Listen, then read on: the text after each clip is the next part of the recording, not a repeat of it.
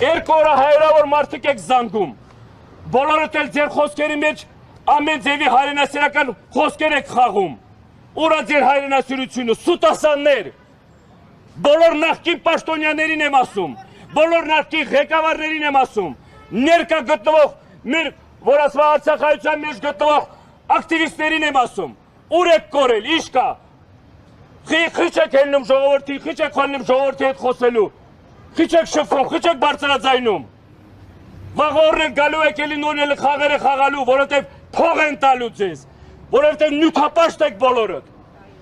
Չի կարելի թույլ տալ այդ բաները։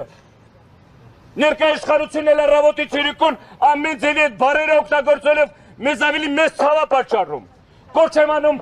դադարեցնեք Արցախայության մասի կամ Արցախի հետ կապված խնդիրների հետ կապված այդ բաները նվաստացնելու։ Չեք կարողացել այդ հարցը լուծել։ Մի խոսեք դրա մասին։ Դուք այդ ընդունակությունը չեք ունեցել, դուք այդ առաջնորդությունը չեք ունեցել։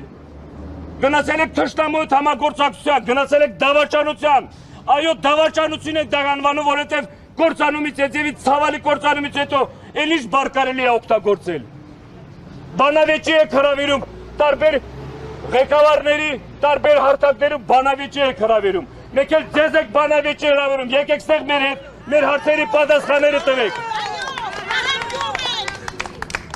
Մի հոգի, երկու հոգի կապ չունի, համարձակ մեկը դուրս գա ստեղ, հանգիստ նստեք բանավեճ եք։ Տեսնակ ում հարցերին եք դուք կարող պատասխանեք, մեկ ձեր հարցերի կարող պատասխանեք, թե դու մեկ մեր հարցերի կարող պատասխանեք։ Չեք կարող պատասխանեք ու չեք էլ գա։ Ես վստահ եմ, որ ոչ մեկը դուրս էլ չի գալու։